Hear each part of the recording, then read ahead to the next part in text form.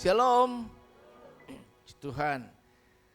Nah, pagi ini atau hari ini saya mengajak kita untuk belajar merenungkan firman Tuhan. Besok kita akan memperingati 81 tahun Indonesia Merdeka. Dan GB Gunung Sari mengambil bagian di dalam merayakan. Kami akan mengadakan perlombaan bersama dengan warga sekitar yang memang ingin ikut berlomba, dan sudah dilakukan koordinasi untuk penutupan jalan sementara berlangsungnya perlombaan di depan gereja.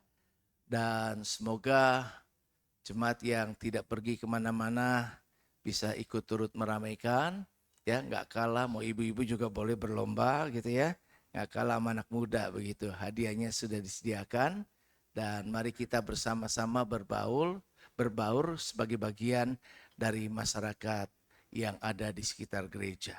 Nah, Bapak Ibu sekalian, sehubungan dengan itu, maka tema kita hari ini saya sampaikan adalah hati yang merdeka.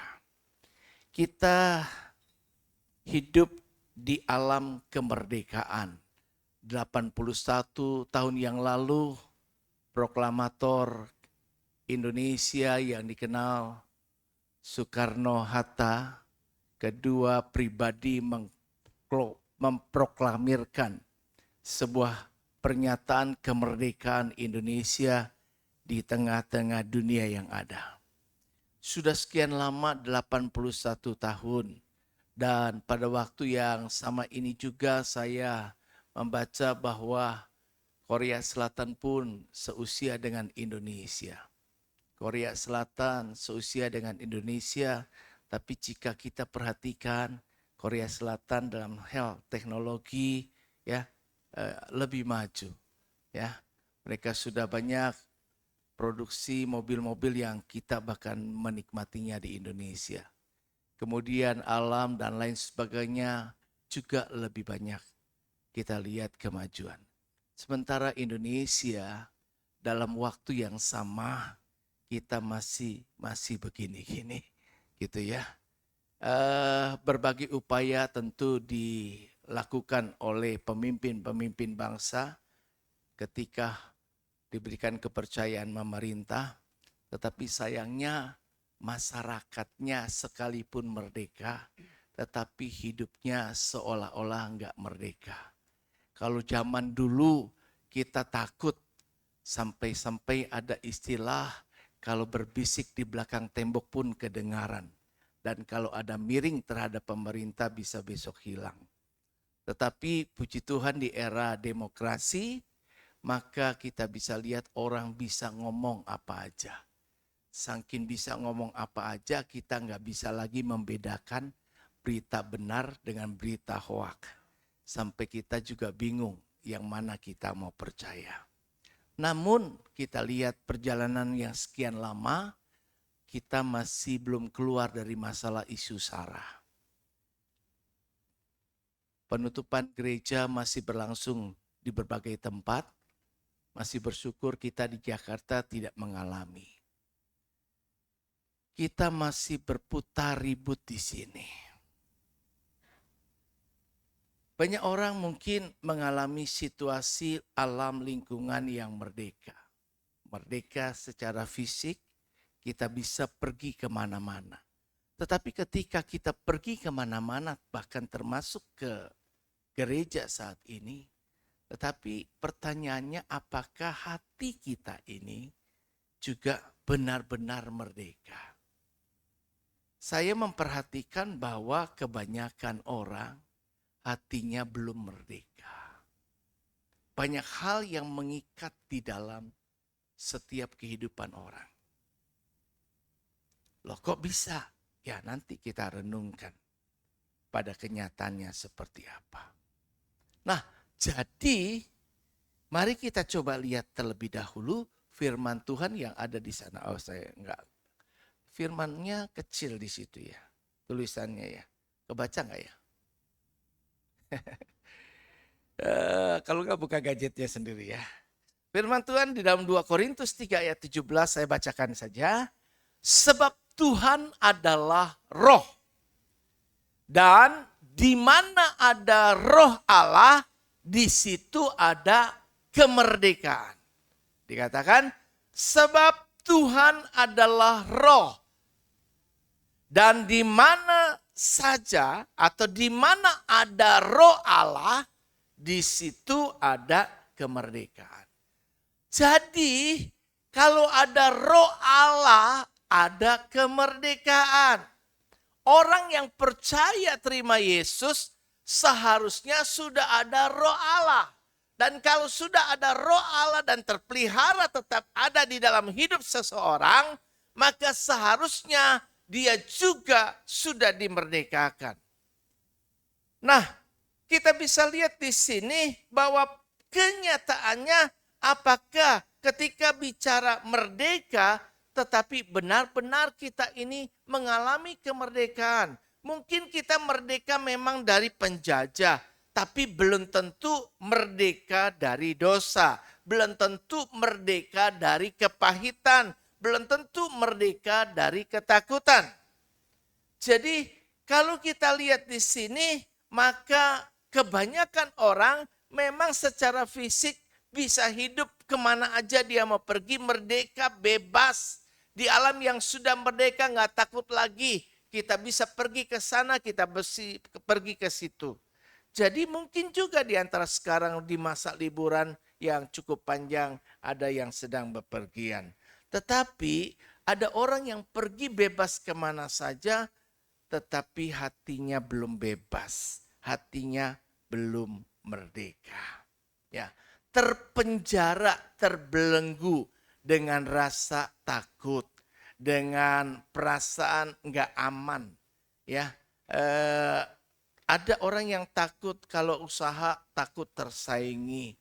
Di kantor pekerjaan juga begitu dan lain sebagainya. Ada orang yang sampai juga terpenjara dengan masa lalu, luka hati, kepahitan, ya. Ada yang juga hidup di dalam penyesalan yang nggak pernah berhenti. Rasanya nyesel gua, begitu kan? Bahkan ada orang yang juga masih hidup, mungkin masih belum beres dengan orang lain, sehingga belum ada pengampunan. Ketika belum ada pengampunan, mungkin kita berlalunya waktu lupa. Tetapi begitu ketemu kita ingat, maka semua belum beres. Jadi orang-orang walaupun suasana sudah merdeka, hidup di alam merdeka, tetapi banyak orang hatinya belum merdeka. Karena itu kita bicara hari ini bukan tentang Indonesia yang merdeka, bukan tentang fisik kita tidak dipenjara, merdeka bebas kemana saja, tetapi kita bicara tentang hati. Kenapa hati? Firman Tuhan Amsal 4 ayat yang ke-23 selalu mengingatkan kita, jagalah hatimu dengan segala kewaspadaan karena dari situlah terpancar kehidupan. Kehidupan seseorang itu akan kelihatan bagaimana menggambarkan bagaimana suasana hati di dalamnya. Orang bisa tersenyum, tapi senyumnya itu mungkin pahit. Karena di dalamnya masih ada kepahitan. Ada orang ngomong bisa ketus. Kenapa bisa ketus? Karena di dalamnya ada kebencian. Jadi kita bicara hati. Ya, ketika Samuel ingin mengurapi pengganti Saul, maka Tuhan mengingatkan. Ketika beberapa anak Isai tampil dengan kondisi pandangan mata layak, tetapi Tuhan berkata, bukan yang dilihat manusia, yang dilihat Allah. Manusia melihat apa yang di depan mata, tapi Tuhan melihat hati. Itu sebabnya kenapa Tuhan melarang umatnya untuk menghakimi. Karena manusia cuma bisa melihat apa yang di depan mata, tapi nggak tahu di dalam hati seseorang. Rasul Paulus berkata bahwa apa yang aku mau kerjakan, apa yang aku inginkan tidak aku lakukan. Apa yang tidak ingin aku lakukan, itu yang aku kerjakan. karena di dalam aku ada tubuh dosa. Jadi kita sedang berjuang melawan keadaan gravitasi dosa yang akan terus mengikat, menyeret hidup kita dan hidup kebanyakan orang. Karena itu mari kita lihat hati ini mendapat sorotan yang penting di hadapan Tuhan. Dan hati ini akan merefleksikan kehidupan kita dan bagaimana kita merespon situasi dalam berbagai musim kehidupan kita. Yang pertama, kita bisa belajar bahwa kalau benar kita mengalami hati yang merdeka, karena Tuhan sebenarnya sudah memerdekakan, maka seharusnya hati yang merdeka itu dibebaskan dari ikatan dosa. Banyak orang masih terikat dengan dosa. Masih punya hobi, keinginan yang menyeret dia selalu jatuh dalam dosa. Ada orang yang dikasih ke saya untuk dibimbing yang katanya backgroundnya kemudian terikat dengan selalu kepengen lihat pornografi. Kepengen nonton pornografi. Terikat sulit rasanya, kepengen selalu. Ada orang yang terikat seperti itu, ya. Ada orang yang terikat dengan berbagai hal yang lainnya lagi, ya. Nah, coba perhatikan, bicara tentang dosa dalam pandangan manusia, kadang kita cuma bisa melihat, oh dosa itu kalau kita mencuri, kalau kita membunuh, kalau kita berbohong, kalau kita ini, kalau kita itu. Bahkan lebih cenderung terkait banyak soal seksual. Tetapi dosa di mata Tuhan yang pertama. Kalau kita perhatikan, di dalam perjanjian lama, ada 10 hukum Taurat. Hukum pertama mengatakan apa? Janganlah ada Allah lain di hadapanku. Allahnya huruf kecil. Terus yang kedua apa? Jangan membuat bagimu patung atau apapun yang menyerupai. Atau ada sesuatu yang jadi saingan. Yang untuk disembah. Ketika bangsa Israel menyembah Baal. Menyembah yang bukan Allah Israel. Di situ dikatakan umat itu berdosa di hadapan Allah. Jadi dosa yang paling utama di mata Tuhan adalah ketika kita terikat dengan sesuatu yang lain selain daripada Tuhan. Pada dasarnya Allah tidak ingin diduakan. Allah selalu ingin dinomorsatukan. Selalu ingin diutamakan. Selalu ingin menjadi segala-galanya. Tidak ada hal-hal lain yang boleh menggantikan posisi Allah di hati manusia. Tetapi seringkali kalau kita lihat hati kita, siapakah yang bertata di hati ini? Mungkin ada ilustrasi kursi yang kosong. Siapa yang duduk di atas kursi yang mengemudikan kehidupan kita? Kebanyakan orang menulisnya aku. Aku. Kita hidup dikemudikan oleh keinginan kita. Nah, keinginan kita apa? Yang menguasai seluruh hati dan pikiran. Maka ketika orang bisa dilihat begitu dia bangun tidur, yang paling dia ingat pertama siapa? Dan apa? Kelihatan toh? Terus kalau ada segala situasi yang misal hari Minggu. Hari Minggu buat orang percaya harusnya kemana? Ibadah gereja. Terus kalau seandainya ada yang lebih utama, didahulukan daripada gereja ibadah. Itulah yang mengikat, menguasai hatinya. Itulah yang dianggap lebih utama, itulah yang dianggap lebih penting bagi dirinya. Manusia zaman sekarang banyak pintarnya. Dia bisa cari justifikasi pembenaran. Ah, begini, begitu, dan lain sebagainya.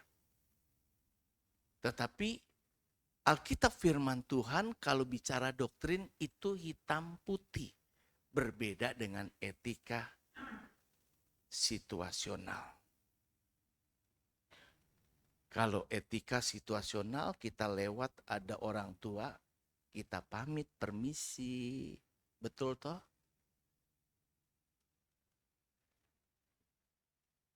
Lampu merah stop, lampu hijau jalan.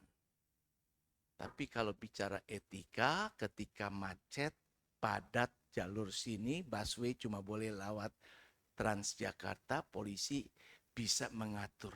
Silakan lewat. Doktrinnya tidak boleh.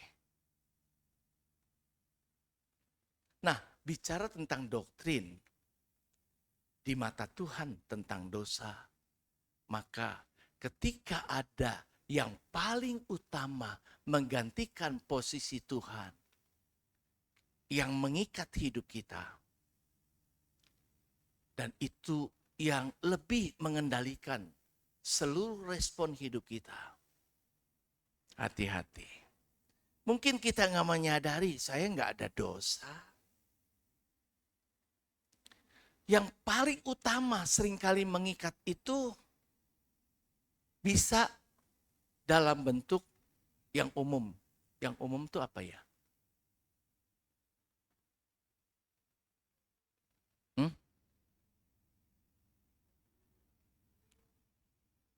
Cien. Betul ya? Duit ah. Kalau hari Minggu ini Anda disuruh ketemu, mau dikasih duit 10 juta, ketemuin saya di waktu yang sama jam 9. Pergi ke Casablanca. Kira-kira Anda pergi ke gereja atau Casablanca? Jujur bagus. Betul nggak? Alasannya apa? Gereja mah nanti. Bisa kan? Bisa nanti. Tapi kalau saya nggak datang, mungkin hilang kesempatan 10 juta hilang. Betul kan? Maka di Alkitab dikasih contoh. Bapak meninggal, orang tua. Yesus suruh ikut aku. Ya Tuhan, izinkanlah saya kuburin bapak gua dulu. Ini bapak loh. Tuhan bilang apa? Diizinin nggak? Hah? Diizinin nggak? Kagak. Tapi kalau manusia, pendeta, apalagi ngomong sama saya, ya udah. Kita mah orang baik. Tapi bukan berarti Tuhan gak baik, maksud saya gitu kan. Ya, kita orangnya kompromi, kemanusiaan. Tapi apa yang manusia pikir seperti itu, belum tentu sama dengan apa yang Tuhan punya penilaian. Ini yang di mata Tuhan ketaatan mutlak. Hitam putih. Jadi banyak orang terikat dengan uang. Uang kita butuhkan, tapi uang bukan segala-galanya. Uang adalah alat. Tapi sekarang banyak berubah. Uang menjadi bukan alat, tapi tuan. Uang seharusnya kalau dalam bahasa tingginya adalah objek. Kita adalah subjek. Betul nggak? Kita yang mengendalikan uang seharusnya. Kita yang mengatur uang. Tetapi yang sekarang banyak terjadi ketika manusia terikat dengan uang, cinta uang, maka uang mengatur kita. Bukan kita mengatur uang. Yang tadi contoh. Uang bisa mengatur segalanya. Yang salah bisa dibenerin, yang benar dibikin salah. Itu uang. Maka uang begitu luar biasa berkuasa. Mengendalikan semuanya. Itu sebabnya kenapa kita Indonesia setelah 81 tahun besok kita peringati masih seperti ini. Dulu saya baca ternyata Tiongkok itu ternyata juga negara miskin sebelumnya. Terbelakang. Tetapi begitu penegakan tentang korupsi begitu amat ketat, dihukum mati semua pejabat, nggak kompromi, semuanya dikendalikan, dipimpin, diperintah. Wah, kemajuannya luar biasa. Luar biasa. Dalam waktu yang begitu singkat. Nah, bicara tentang korupsi itu ya hati. Hati. Kenapa hati? Karena tadi yang dikendalikan itu dirinya. Ada bukannya Tuhan, apa kata Tuhan, apa maunya Tuhan. Tuhan yang mengemudikan hidup kita, tetapi apa yang saya mau. Dan karena kepentingan pribadilah yang lebih dominan, maka akhirnya segala sesuatu diukur dari kepentingan pribadi. Maka ada KKN. Bukan cuma korupsi, ada kolusi nepotisme. Masukin gue dong, bisa. Berapa lu berani bayar? Kasih posisi ini, itu, dan lain sebagainya. Di dalam hidup kita juga sama. Kita menjumpai banyak kok yang bisnisnya juga begitu. Tapi akhirnya sudah menjadi hukum dunia. Nggak ada bisnis yang bisa lancar dengan baik tanpa keluar duit, sogokan. Bukan cuma soal masalah kepemerintahan. Swasta udah menjadi praktek umum. Kalau kita nggak kasih pelicin di dalam, bisa aja karena pada dasarnya orang itu rese. Banyak kita hidupnya suka rese. Apa aja diribetin. Kalau kenapa dulu pepatah bilang kalau bisa dipersulit kenapa harus diperlancar. Gitu kan ya? Istilah birokrasi dulu kan, gitu loh. Jadi agak susah. Dulu bikin KTP harus keluar duit. Sekarang aja puji Tuhan kan, gratis semuanya. Gitu loh. Kan? Kalau enggak kan susah. Kan? Muter-muter gini kayaknya susah. Tapi begitu udah keluar duit, beres. Jadi udah, gitu kan. Kenapa? Terikat ke situ. Nah, ada tokoh yang namanya Sakyus. Ini sama. Dia pemungut cukai. Di masa lalu pemungut cukai tender. Ikut tender. Siapa yang berani setor pajak paling besar ke pemerintah Romawi, dia dapat kepercayaan. Wah, Sakyus ikut tender. Akhirnya Sakyus berani bayar lebih setorannya. Begitu dia berani setoran lebih, dia dapat kepercayaan untuk memungut pajak kepada rakyat, maka dia pungut lebih besar, lebih berat. Sekarang kita pajaknya udah makin disorot. Ya, makin dikit ini bayar pajak. Ini bayar pajak. Beli rumah bayar pajak. Ya, rumah yang sudah dibeli bayar pajak, tetap dipajakin lagi. Betul ya? Mau bikin izin lagi, kena pajak lagi. Mau makan aja kena pajak. Bagusnya kencing gak kena pajak. Ya, kalau semua kena pajak berat. Lah gak masalah sih sebenarnya kalau kena pajak atau bayar pajak. Tapi kalau memang dipergunakan untuk yang kembali lagi kepentingan buat kita juga. Tapi kalau saya bayar pajak kayak Sakyus, rakyat bayar pajak tetapi dikantongin si Sakyus, maka Sakyus makin kaya. Punya harta berlimpah. sampai ketemu KPK. Bagus dulu nggak ada KPK dia, gitu kan. Kalau sekarang ketemu KPK, wah ternyata ada Mas Balok, begitu kan. Begitu banyak. Sakyus kaya.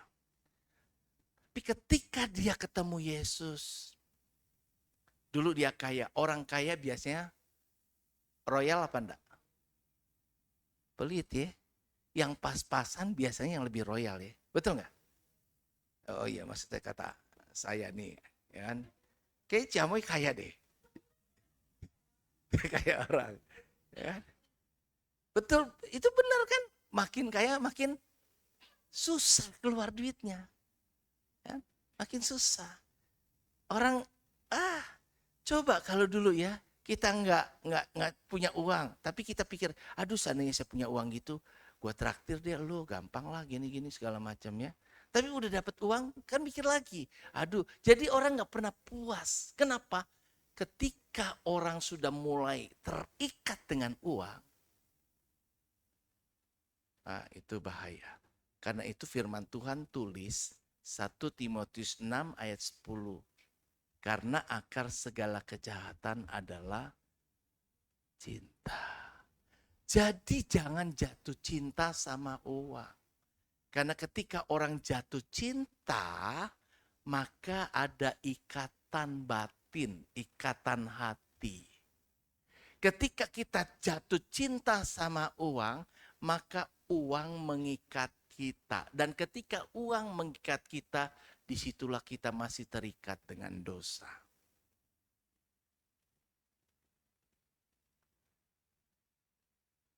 Sakyus setelah ketemu mengalami Yesus ada di dalam hidupnya. Maka dia mengalami transformasi perubahan total. Dia mulai mencintai Tuhan. Dia lebih senang banget. Saking senangnya sama Tuhan, maka dia responnya spontanitas luar biasa. Langsung nggak pakai Yesus kasih tantangan, altar call untuk melakukan sesuatu perubahan hidup. Tapi Sakyus inisiatif sendiri. Tuhan, kalau ada orang yang aku peras, berapa kali dilipatkan? 4 kali lipat aku kembalikan. Sakyus dulu cinta uang, tapi mulai mengalami Tuhan. Bukan uang mengikat hidupnya, tapi baginya yang lebih berarti adalah Tuhan. Dia mulai beralih cintanya kepada Tuhan Yesus ketimbang ke uang. Maka ketika orang sudah beralih, coba perhatikan anak muda. Ketika seandainya kita mencintai seseorang, orang yang kita cintai mengikat kita. Betul enggak? Dia minta dan dia bilang apa aja kita coba nurutin kan. Tapi ketika hati udah mulai berubah. Misalnya ya kan, saya misalnya tadinya cinta sama Samuel. Ya kan, sekarang saya cintanya beralih sama Tata. Waktu awal sama Samuel, saya terikat, dia apa aja saya senangin. Dia apa saja, dia ngomong apa aja saya coba usaha lakukan. Ketika saya sudah mulai beralih, gak ada lagi terikat hati saya dengan Samuel, tapi kepada Tata, maka saya akan lebih taat sama Tata. Saya maka akan pikirannya segalanya akan saya lakukan buat Tata. Terus lepasin dia lebih gampang. Kenapa? Karena saya udah gak merasa terikat lagi. Hati saya sudah di sini. Begitu juga dengan apa? Jadi apa yang paling penting utama di dalam hidup kita yang mengikat kita? Jangan sampai itu menjadi sebuah dosa di mata Tuhan. Yang kedua, dosa yang kedua adalah yang paling sering terjadi adalah rasa iri hati. Ini yang sering kali banyak kok. Orang punya iri. Wah, dia sukses, iri. Dia senang, iri. Dia naik jabatan, iri. Dia naik gaji, iri. Dia pergi jalan-jalan, iri.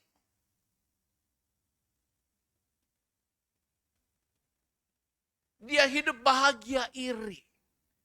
Iri nggak rela orang lain lebih maju daripada dirinya. Iri nggak rela orang lain lebih bahagia daripada dirinya. Ini udah mulai faktor yang lebih merusak lagi. Nah, kalau sudah kayak gitu, nanti oke, bicara tentang iri itu tanda nggak mampu. Betul nggak? Setuju nggak? Nggak ya? Kalau orang iri, namanya iri itu sama dengan cemburu nggak? Hah? Hah? Halo? Beda ya? Kalau cemburu lebih ke cinta ya. Kalau iri bisa banyak hal ya. Ya intinya sama. Gue cemburu, dia bahagia. Gue iri, dia bahagia. Artinya ada perasaan hati yang gak suka. Gitu kan? Ketika Samuel lebih dekat sama Dedi, saya mulai cemburu. Saya mulai iri. Saya mulai gak suka. Kenapa saya bisa mulai kayak gitu? Nah, terjadi pada diri saya kepercayaan diri yang berkurang. Betul nggak? Takut kehilangan Samuel. Betul nggak? Gitu nggak? Hah? Ini anak muda nih yang menjalankan masa mudanya. Takut, aduh, dia jangan-jangan udah kemudian tinggalin saya. Dia mulai ini tuh, dia ini dan sebagainya. Itu kalau bicara perasaan hati tentang sebuah kasih. Wah, kalau Samuel makin sukses, dulu dia masih banyak ketergantungan sama saya. Tapi kalau sekarang dia udah banyak duit, jangan-jangan dia udah lagi nggak perlu saya. Kan kira-kira kayak gitu. Artinya, mau tentang cinta, mau tentang uang, tentang apapun juga, ada mulai perasaan diri saya yang berkurang kepercayaan diri saya. Nggak pede lagi. Tapi kalau saya pede, ada orang kan nggak berani berbagi ilmu. Misalnya contoh orang mau belajar keyboard. Nggak ada yang mau belajar, kasih yang ahli, dikasih yang dasar. Intinya gini, lu nggak boleh lebih pintar dari gue. Ntar kalau lu lebih pintar, lu lebih mahir, lu bagus, hebat. Kebanyakan orang, wah kalau saya WL, saya pengen sukses besar. Begitu saya ada di bawah, saya nggak dukung. Itu karena sikap iri. Tapi kalau orang nggak gitu, nggak ada masalah. Dia sukses, dia bagus tuh gini. Ya puji Tuhan, ayo kita dukung gini. Itu orang nggak terikat lagi tuh tentang hal yang kayak gitu. Nggak ada ikatan yang kayak gitu. Maka nggak masalah, nggak masalah. Makanya penting hati loh. Di dalam praktek hidup sekarang ini, banyak hal yang kadang kita nggak nyadari, tetapi praktek-praktek yang ada di hati setiap orang itu masih belum bebas. Kalau orang bebas, nothing tulus ibaratnya, nggak ruginya. Lu mau apa segala macam. Kalau saya memiliki jabatan gembala, terus saya punya kepentingan pribadi, saya akan bertahan mati-matian supaya jabatan gembala saya nggak hilang. Mau rusak ini perkembangan gereja, pokoknya gue tetap harus jadi gembala. Itu karena saya punya kepentingan pribadi. Tapi kalau saya nggak punya kepentingan pribadi, yang saya inginkan maju. Kalau ada yang bisa bikin maju, saya lepas. Kenapa? Gak ada kepentingan pribadi kok. Saya mau ini gereja maju. Saya dorong orang maju. Berarti saya nggak punya ikatan tentang jabatan saya. Tentang apapun juga yang saya punya. Maka gerak saya ringan. Tapi kalau orang punya kepentingan ikatan sesuatu, itu susah. Maka orang gak bisa bertindak dengan tegas, kebenaran ditegakkan. Nah, perasaan iri ini seringkali takut tersaingi. Merasa akhirnya gak aman. Wah, pasangan ini, dia mau bisa jalan-jalan enak, pergi ke luar negeri. Saya, akhirnya kita harusnya udah merdeka, itu sama-sama semuanya udah dimerdekakan. Yang satu bahagia, yang satu kagak. Bukan karena yang satu bisa pergi kemana-mana, tetapi karena hati kita biarkan terikat dengan perasaan iri. Coba nggak ada iri hati. Bebas santai. Orang nggak harus makan yang mewah-mewah di hotel bintang 5, kemudian dia happy makanannya enak. Tapi kita lihat, ya kan ya tukang bajai, makan di warteg, sedep banget tetap. Kenapa? Karena nggak ada perasaan iri sama orang yang makan di hotel berbintang 5. Makanannya dia nikmati semuanya. Maka orang terkaya itu adalah bukan punya harta banyak, tapi punya kuasa untuk menikmati. Banyak orang kehilangan bisa menikmati. Padahal apa yang Tuhan beri bisa kok dinikmati. Keadaan setiap orang gak sama. Tuhan tahu takarannya. Ketika ukurannya sebesar ini maksimal, ya kapasitasnya cuma bisa ini. Tapi ketika saudara yang badannya gak sebesar ini, tapi badannya ukuran yang gede, misalnya 1,5 liter, maka gak cukup kan yang ini. Tuhan adil, dia juga akan kasih ukuran yang bodinya segitu. Gitu loh. Jadi kapasitas hati kita ini loh. Ukuran hati loh. Kain dan Habil contohnya. Kain iri sama Habil. Persembahannya diterima. Kalau orang udah iri, pikirannya udah jahat. Orang udah iri, gak lagi bersahabat. Gak bisa lagi bangun relasi yang baik. Setan mulai masuk. Rancangan jahat mulai keluar. Terus mulai kritik, mulai protes. Kenapa? Ada yang gak beres di hati. Jadi khotbah saya pernah yang lalu, beres dengan diri sendiri itu benar-benar penting. Karena orang yang belum beres di hatinya, gak akan beres dengan yang lain. Saul dan Daud. Walaupun Daud support Saul sedemikian rupa. Tapi Saul iri ketika mulai Daud menunjukkan sesuatu yang bahkan mengancam kayaknya bisa gantiin gue nih. Akhirnya jadi permusuhan. Harusnya tadi sahabat jadi musuh. Karena iri, karena cemburu, karena lain-lain seperti itu. Ada ikatan yang mengikat hati kita lebih daripada Tuhan. Tapi kalau kita percaya biar Tuhan yang mengikat hidup kita. Yang lain itu nomor sekian gak penting. Asal ada Tuhan. Ada Tuhan bisa bela hidup kita. Ada Tuhan bisa tolong kita. Ada Tuhan segalanya bisa kita atasi. Coba perhatikan Abraham dengan Lot. Kurang baik apa Abraham? Secara etika, Lot lebih muda keponakannya harusnya menghormati Abraham. Tapi Abraham bilang sama Lot, lu pilih yang lu suka. Terus ternyata dia pilih yang terbaik. Dia nggak menghargai itu si Abraham keponakannya.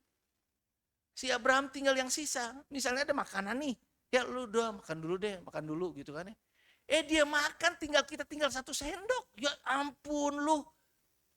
Enggak, orang bilang nggak tahu diri gitu kan. Ya kan saya kasih makan dulu, inget-inget gue kayak gitu kan. Enggak. Dia makan, bahkan dimakan habis sama dia, kita nggak dapet. Gitu. Tapi kita lihat, pembelaan Tuhan kan berlaku. Abraham tetap diberkati kok. Ya. Tadi kalau ada Tuhan, jiwa kita ngalah, nggak pakai ada sesuatu yang kayak gimana ini, udah nothing tulus kok. Nggak ada yang rugi, tenang aja ada Tuhan kok. Maka kita bisa lihat itu.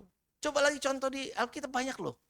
Ishak, dia bikin sumur di musim susah banget itu. Dia gali sumur. Sumur yang baik, diambil. Sama orang lain rebutan, diakui oleh yang lain. Tapi gak buat jadi ribut. Ishak udahlah, gak kenapa, cincai. kasihlah. Dia mau ini, ya udah ambil, tenang aja. Kita gali lagi yang lain ya. Yang penting ya kan ya, damai, nggak usah ribut. Oh, orang yang mengutamakan damai. Orang yang mengutamakan yang penting sebuah hubungan tetap terjalin dengan baik. Di mata Tuhan itu Tuhan nggak kurang mampu kok untuk nolong dia. Kenyataannya adalah bahwa setelah itu, begitu dia gali baru lagi, itu dapat sesuatu yang lebih baik. Maka akhirnya kita bisa lihat ya, Ishak dikatakan Alkitab, makin hari makin kaya dan makin tambah kaya. Orang yang terikat dengan uang, pelit, nggak berani memberi, nggak berani menabur, nggak tambah kaya. Orang yang berani memberi, nggak makin miskin, nggak kekurangan. Itu hukum Tuhan. Yang di mata Tuhan penting lihat hati kita.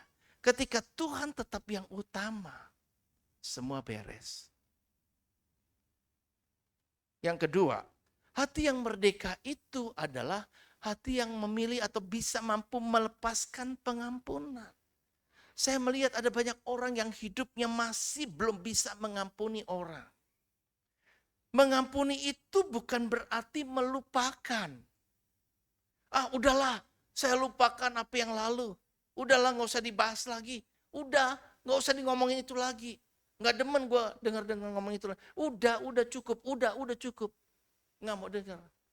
Itu membiarkan masalah yang belum selesai berlalu dengan waktu, berlalu begitu aja. Itu bukan solusi. Solusinya adalah ketika ada masalah diselesaikan, ketika dia tetap bersalah apapun juga, nggak usah bertengkar, udah lepaskan pengampunan.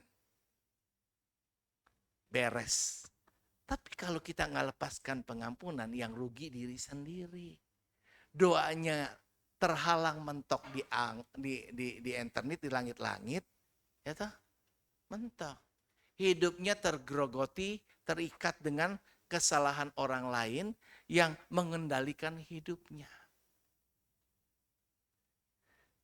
Karena mengampuni itu bukan melupakan, mengampuni itu bukan membenarkan kesalahan orang kok. Kalau saya ampuni berarti orang itu, nanti orang kayak gitu, bisa dong kayak gitu, enak dong kalau gitu. Enggak gitu. Tapi ini bicara tentang melepas sampah. Buang. Sekarang Jakarta sangat kritis tentang sampah. Karena itu harus dipilah-pilah. Ya, kalau enggak nanti enggak diangkut. Nah, sampah dasarnya enggak boleh ada di hati. Harus dirilis, dibuang, dikeluarkan. Ketika ada kepahitan, ada sakit hati, ada hal yang enggak enak di hati ini, jangan dipertahankan, yang mengikat hidup kita. Hati yang merdeka, hati yang mampu mengampuni. Efesus 4 ayat 31-32 berkata gini, segala kepahitan, nah perhatikan, kepahitan, kegeraman, gemes lu gua, pertikaian, ribut, ya, fitnah, hendaklah dibuang dari antara kamu. Demikian pula segala kejahatan. Tetapi hendaklah kamu ramah seorang terhadap yang lain, penuh kasih mesra dan saling mengampuni sebagaimana Allah di dalam Kristus telah mengampuni kamu. Orang yang gak bisa mengampuni gak akan diampuni oleh Tuhan, itu hukumnya Allah. Kalau kita mau minta ampun sama Tuhan, kita sudah harus mengampuni orang yang bersalah sama kita. Orang yang gak bisa mengampuni, doanya jangan harap didengar Tuhan. Kepahitan adalah penjara yang tidak terlihat. Kepahitan adalah belenggu yang tidak dilihat orang. Orang yang menyimpan dendam sebenarnya sedang menghukum dirinya sendiri. Banyak orang berkata, saya tidak bisa mengampuni. Terus kemudian minta, Tuhan tolonglah, Tuhan yang ampuni. Saya nggak bisa Tuhan. Kesalahannya udah nggak bisa dimaafkan Tuhan. Kayaknya udah nggak bisa deh pokoknya deh. Nggak bisa. kita minta Tuhanlah yang ampunin. Ini kesalahan yang sering terjadi. Orang Kristen seringkali salah berdoa. Orang seringkali ada hal yang gini, di dalam hidup cuma ada dua. Apa yang ada dalam kendali kita dan yang tidak ada dalam kendali kita. Apa yang kita bisa lakukan dan yang tidak bisa kita lakukan. Yang bisa kita lakukan itu bagian kita. Yang nggak bisa kita lakukan itu bagian Tuhan. Seringkali orang doa, bagian kita minta Tuhan lakukan. Bagian Tuhan kita yang lakukan. Seringkali kita intervensi. Terbalik, ini haknya Tuhan kita mau ambil. Tapi ini tugas kita, kita suruh Tuhan yang lakukan. Orang bertobat itu urusannya Tuhan atau urusannya manusia? Bisa nggak bilang, seseorang bilang sama saya, "Kok, Pak Paulus, bantu saya doa dong supaya saya bertobat." Wajar nggak? Kelihatannya wajar, rohani kelihatan dia pengen mau bertobat. Tapi salah pengertian. Perlu nggak saya doain? Nggak perlu. Jadi jahat lu. Enggak. Ini bikin dia jadi nggak bertobat lu. Enggak. Kalau mau bertobat lu mau nggak? Betul nggak? Itu mah kemauan dia. Lu mau bertobat, gua nggak doain juga bisa. Betul nggak? Mengampuni, sama. Kalau kamu mau mengampuni, bisa kok. Saya nggak perlu doain. Kan ada hal-hal yang memang bagian kita. Tapi kalau bagiannya Tuhan, kita seringkali justru itu yang nggak boleh malah kita seneng. Kita ambil jalanin. Gitu loh. Ya, jadi ayo lepaskan pengampunan. Yusuf itu contoh yang paling jelas loh. Boleh bantu? Nggak bisa. Ya, Yusuf itu disakiti. Yusuf itu difitnah. Dia dipenjara. Tapi Yusuf tetap percaya sama Tuhan. Dia disakiti sama saudara-saudara kandungnya. Dia lepaskan pengampunan. Sehingga ketika ada kesempatan membalas, Yusuf tidak membalas. Tapi Yusuf sudah mengampuni dulu. Saudaranya udah ketakutan setengah mati. Ketika tahu penguasa itu adalah Yusuf. Tapi Yusuf berkata, engkau mereka-rekakan kejahatan, tetapi Tuhan bisa mereka-rekakannya untuk kebaikan saya. Termasuk yang sekarang ini. Untuk memelihara sebuah bangsa yang besar. Orang yang mengampuni akan bisa melihat dari perspektif cara pandang berpikir yang positif ketimbang yang negatif. Orang yang gak bisa ngampunin luka hati belum beres selalu cenderung pikirannya negatif. Banyak orang saya jumpai pikirannya negatif karena ada yang belum beres di hatinya. Beres di hati, pikiran positif yang terakhir.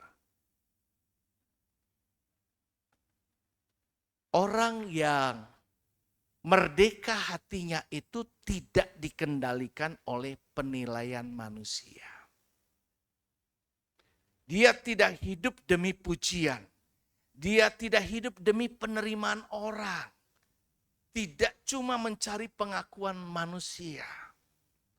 Galatia 1 ayat 10 berkata, jadi bagaimana sekarang? Adakah ku cari kesukaan manusia atau kesukaan Allah? Atau adakah ku coba berkenan kepada manusia? Sekiranya aku masih mau mencoba berkenan kepada manusia, maka aku bukanlah hamba Kristus. Jadi biarkan hati kita, fokus hidup kita enggak cari perkenanan manusia. Enggak cari orang suka sama kita. Tapi justru sukanya adalah cari perkenanan Tuhan. Yang penting hidupnya tidak dikendalikan oleh orang lain atau penilaian orang. Enggak peduli apa kata orang, punya keyakinan hubungan dengan Tuhan dan cari perkenanan Tuhan. Karena yang terpenting adalah apa kata Tuhan. Semua saya dan saudara, saya sebagai pendeta pun, hamba Tuhan gembala, nggak beda dengan saudara yang sama-sama cari sorga. Betul nggak? Sama-sama cari selamat. Yang punya sorga bukan saya, bukan kata pendeta hebat. Bukan kata A, si B, si C. Nggak bilang dia orang baik, kata orang kemudian jadi masuk sorga di mata Tuhan. Karena kunci sorganya ada pada Yesus. Jadi apa kata Tuhan? Kalau saya pergi ke saudara-saudara, ya kan, kemudian Dedi bilang, saudara-saudara datang aja ke rumah Pak Paulus nginap 3 hari. Kira-kira gimana perasaan saya? Apa hak lu? Pertama kan gitu kan ya? Apa hak lu suruh nginep ke rumah saya?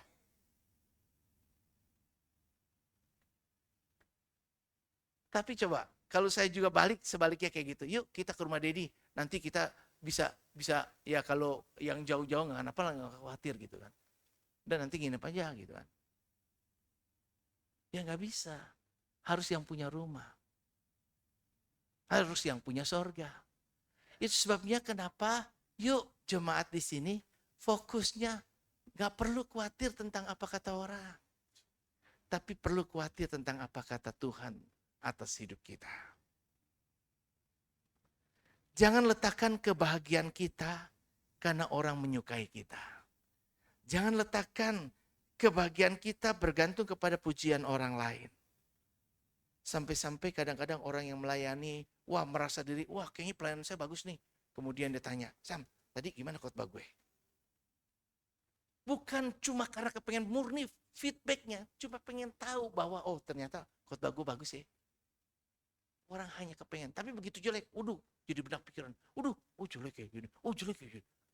Hidup kita dikendalikan dengan apa penilaian orang. Jadi mari kita benar-benar bebas. Bebas. Bebas sebab Allah sudah bebaskan kita. Maka biarlah hati kita, roh kita bebas, tidak punya ikatan selain kepada Tuhan. Mari kita coba, biarlah hati yang merdeka itu tidak berkata, saya tidak akan berkata, saya tidak harus disukai semua orang, tetapi saya hanya ingin hidup berkenan di mata Tuhan. Ini yang seharusnya kita dapatkan. Yuk kita coba usahakan itu.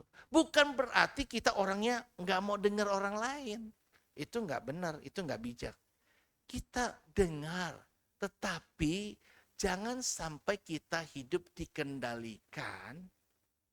Tadi kan katanya, tidak dikendalikan oleh penilaian orang. Begitu juga poin yang kedua, jangan biarkan hidup kita dikendalikan oleh kesalahan orang lain.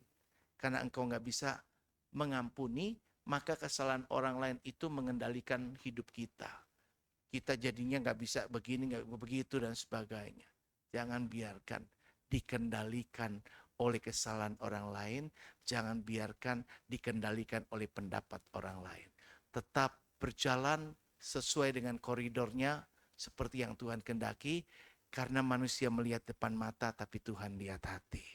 Mari kita hidup di alam merdeka, dan yang terpenting biar hari ini hati kita merdeka.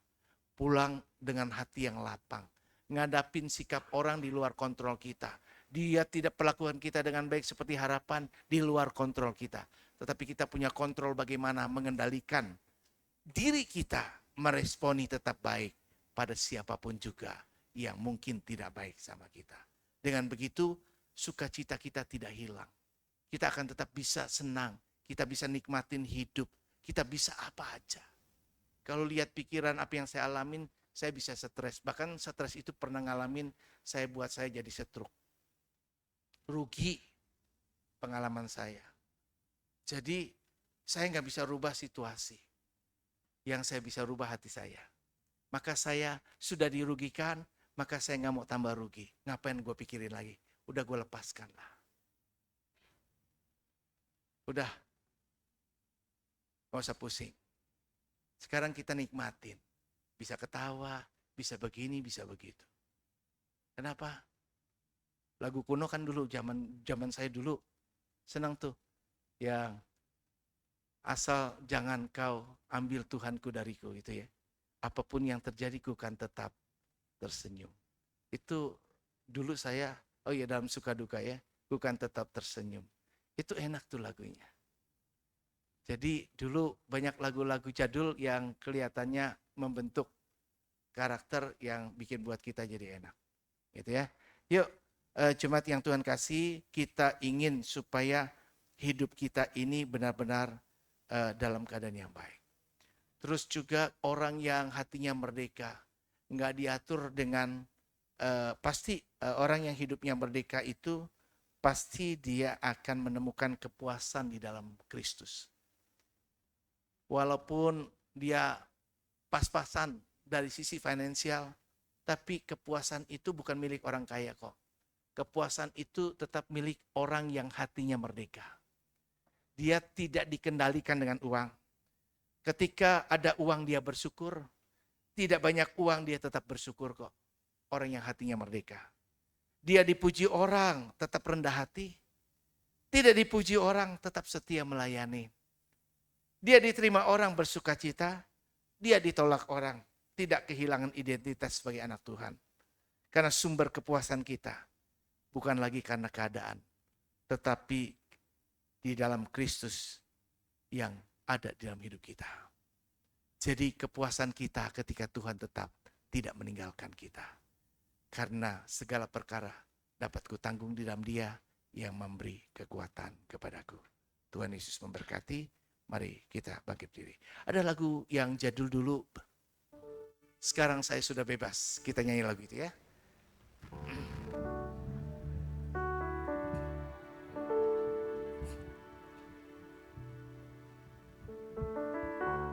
Sekarang saya sudah bebas.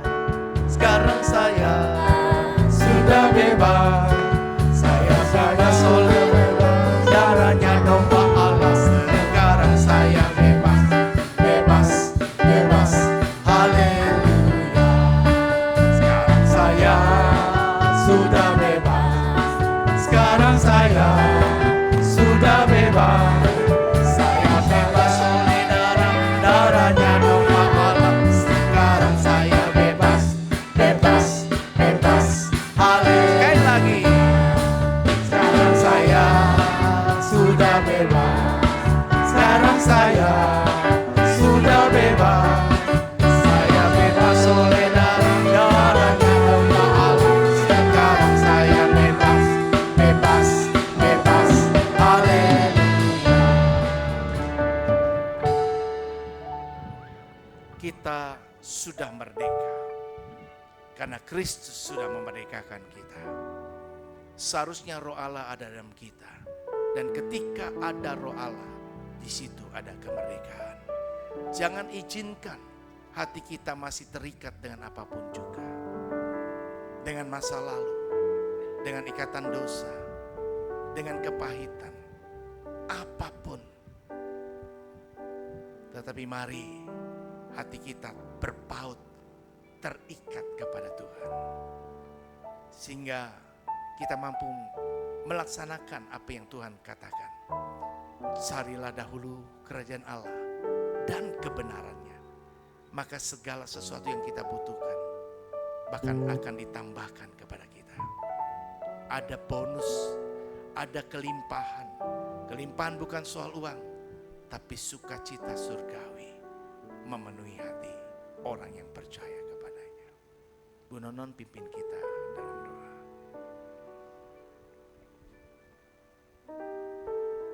Terima kasih Bapa yang baik buat kebenaran firman Tuhan yang sudah kami terima. Kami adalah orang-orang yang sudah dimerdekakan Tuhan. Biarlah kami boleh bersuka cita senantiasa di dalam Engkau Yesus. Karena orang-orang yang sudah dimerdekakan tidak lagi ada nyimpan kepahitan. Tidak lagi ada nyimpan hal-hal yang tidak baik dalam hidupnya. Biarlah kami boleh melepaskan pengampunan buat orang-orang yang bersalah kepada kami. Nggak ada lagi iri hati atau dengki Tuhan kepada seseorang yang lebih maju dari setiap kami ya Bapa. Mari Roh Kudus mampukan kami untuk bisa berbuat seperti itu. Karena secara manusia kami tidak mampu seringkali mengingat-ingat kesalahan orang. Seringkali mengingat-ingat kejahatan orang Tuhan. Tapi karena pimpinan Roh Kudus yang menyertai setiap kami mampu melupakan itu. Kami mampu melupakan apa yang di belakang kami, yang sudah menyakitkan hati kami. Kami mau berlari pada panggilan Allah, membuang semua itu Bapa. Sehingga hidup kami betul-betul dimerdekakan oleh kasih Kristus buat kami Bapa. Terima kasih Tuhan Yesus, terima kasih. Terus Tuhan Kau ajar kami untuk bisa berbuat seperti itu. Bukan saja merdeka di dalam gereja, tapi di seluruh aspek kehidupan kami. Kami percaya bahwa kami adalah orang-orang yang sudah merdeka. Terima kasih Tuhan Yesus, biar setiap kami boleh berbuat kebaikan. Boleh berbuat apapun yang Engkau anggap benar Tuhan. Boleh segala sesuatu kami boleh lakukan dengan hati yang penuh sukacita dan damai sejahtera. Tidak lagi lihat-lihat orang lain. Tidak ingin dipuji oleh orang lain. Kepujian hanya untuk Engkau, Yesus Tuhan kami. Terima kasih Bapa, terpuji-pujilah namamu sekali lagi. Berkati hamba-Mu Tuhan, Bapak Paulus selaku gembala jemaat di tempat ini. Berkati seluruh kehidupannya Bapa. Kesehatannya Tuhan, apapun yang dikerjakan Tuhan buat berhasil. Apapun yang dirindukan buat gereja ini Tuhan, Tuhan buat kenyataan Bapa. Biar setiap kami Tuhan, selaku jemaatnya boleh bersuka cita senantiasa di dalam Engkau. Saling membangun Tuhan, saling memperhatikan Bapa. Dan saling mengampuni Bapa. Terima kasih Yesus, terima kasih. Di dalam nama Tuhan Yesus, segala pujian, kehormatan hanya kami kembalikan untuk Engkau Bapa. Dan mari semua kita katakan amin.